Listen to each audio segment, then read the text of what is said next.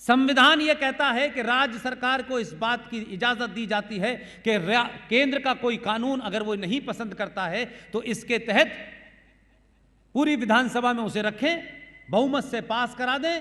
इत्तेफाक से इतिहास ने जो लम्हा, इतिहास ने जो क्षण आपको दिया है वो इतना खूबसूरत है।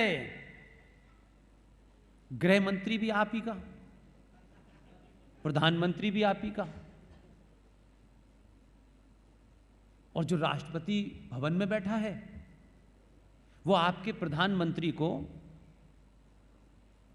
संघ कार्यालय, संघ की शाखा कानपुर में जब लगती थी तो यही राष्ट्रपति मोदी जी को कैरियर पे बैठा के 4 किलोमीटर ले जाते थे। मैं कोई बात हवा में नहीं कहूंगा, तथ्यों के साथ, इसलिए मैंने कहा। बाकी आपको दिखाना है मैं यहां का नागरिक नहीं हूं, मैं तो नहीं कर सकता। जैसे ही कैरियर पे बिठाने वाले राष्ट्रपति के पास वो जाएगा, उन्हें मालूम है गुजरात से आया है और 2 गुजराती यहां बैठे हुए हैं। जैसे ही उस कानून पे, प्रस्ताव पे साइन होंगे, गुजरात की धरती से प्लेसेस ऑफ वर्शिप एक्ट निरस्त हो जाएगा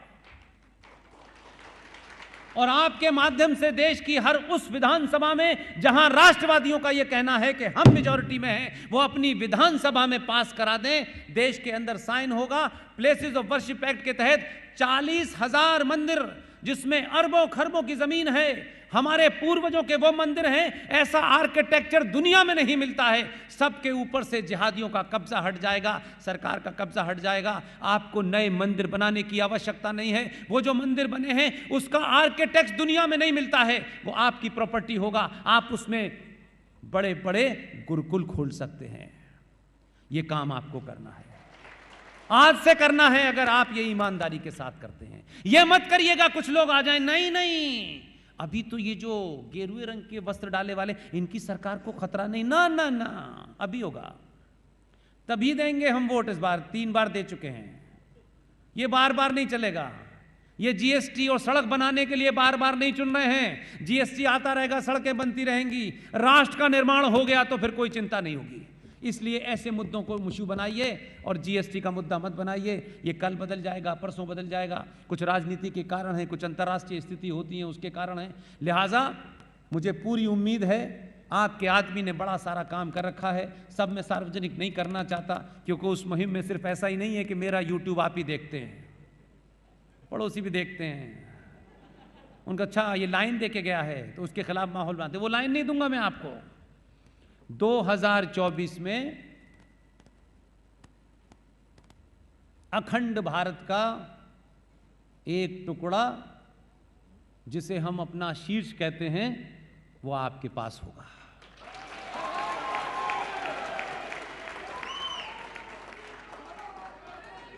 कुछ लोगों को लग रहा था माता खीर भवानी और माता शारदा के मंदिर को पाकिस्तान ऑक्युपाइड कश्मीर में अगर वो ले गए हैं तो हमारी आस्था कमजोर नहीं हुई।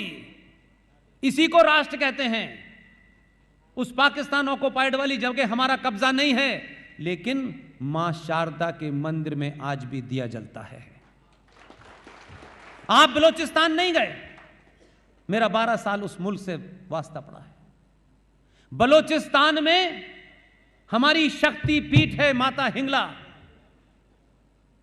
लोग गरीब हैं, आपकी तरह अमीर नहीं हैं, लेकिन माता हिंगला के मंदिर में रोज शाम को आरती होती है। यही राष्ट्र है।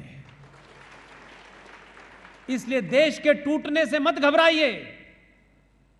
राष्ट्र कमजोर होता है तब देश टूटता है। इसलिए राष्ट्र को मजबूत कीजिए। आप राष्ट्र को मजबूत करेंगे तो इंग्लैंड में जब चुनाव हो रहा था तो दुनिया की एंटी हिंदू ताकतें इकट्ठी हो गई थीं। आज की युवा पीढ़ी के लोग बैठे हैं, गूगल पे जाके सर्च कीजिए, या आपको अपनी ताकत का अंदाजा बता रहा हूं ताकि बोध हो जाए। यह बात अलग है कि 70 सालों से हिंदुओं के नेताओं ने, हिंदुत्व की बात करने वालों ने, मालूम है आपके सामने क्या सवाल खड़ा कर दिया है? आपने हॉर्स पावर का नाम सुना है?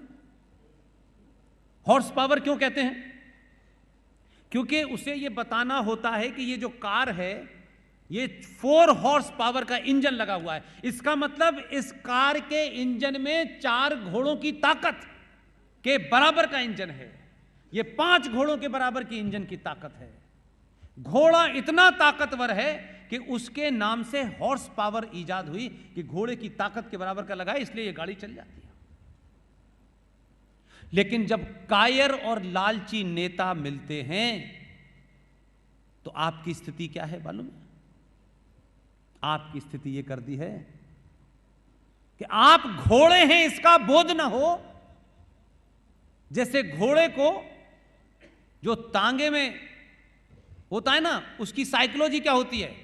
उसे लगता है दिन भर मेरे ऊपर कुछ रखा हुआ है, हटाने के बाद भी लगता है। उस घोड़े को प्लास्टिक की कुर्सी से शाम को बांध दीजिए, वो घोड़ा 3 दिन बाद भी वहीं मिलेगा।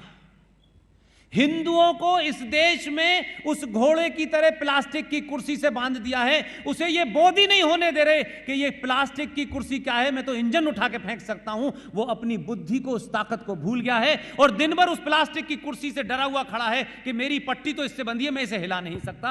आपको घोड़े होने का बोध कराना चाहता हूं। आपके अंदर वो शक्ति है कि आप हॉर्स पावर हैं। आप प्लास्टिक की कुर्सी आपको नहीं रोक सकती है।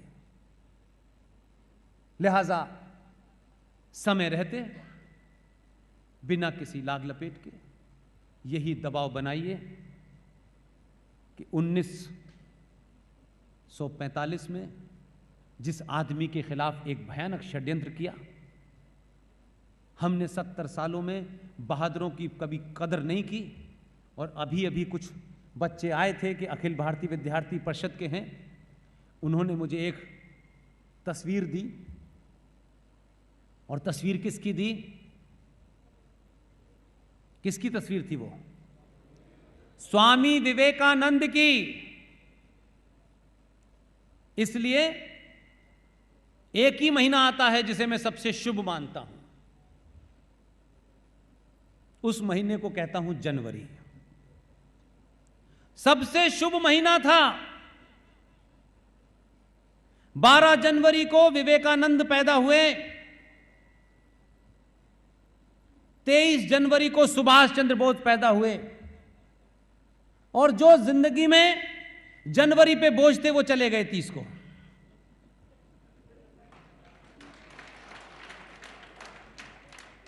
इसलिए बहादुर के बारे में बात करिए, कायरों की बात छोड़ दीजिए। आप अपने बच्चे से सुबह उठें तो उससे ये मत कहिए तुझे ये नहीं आता, तू ऐसा है। आप सुबह उठें, आप उस बच्चे के कंधे पे हाथ रखिए कि तू शेर का बच्चा है।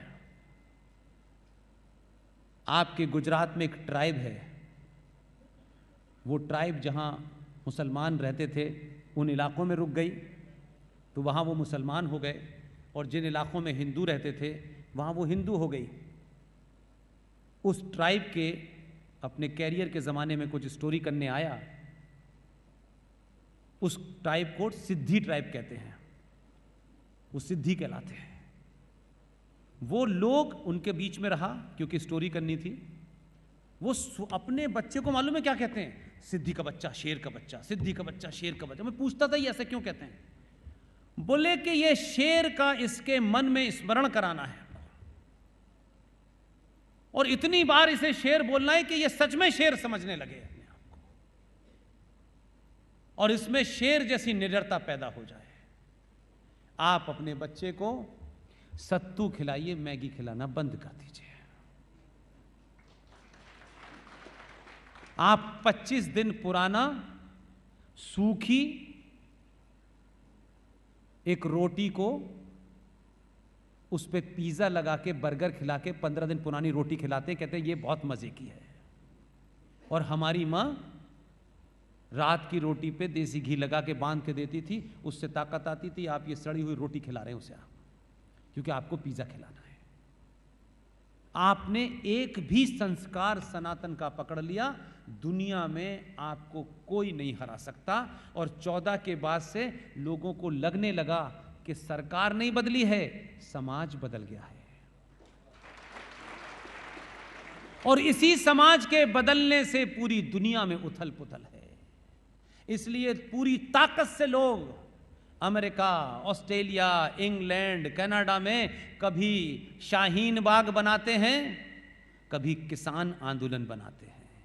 ये एक तर्क लिया जाता है, इसके पीछे की फोर्सेस देखिए। आपका आदमी इतना शातिर है कि जिन्होंने कनाडा में खड़े होकर ये कहा था कि हिंदुस्तान के अंदर किसानों के अधिकारों की लड़ाई सरकार कुचल रही है, वो पिछले 1 महीने से कनाडा में छुपा हुआ है कि उसकी पूरी की पूरी उसका राजधानी को ही भुनवा दिया है। लोग कह रहे हैं ये कैसे हुआ कि जो आदमी दिहाई दे रहा था भारत में किसानों की, वो उसके अपने ही घर में किसानों ने ऐसा घेरा है कि 1 महीने से अंदर है। लोगों को पता ही नहीं है कि आपका एनएसए कब गया था, कब आया। इसलिए चाणक्य पैदा कीजिए, चाटुकार पैदा मत कीजिए।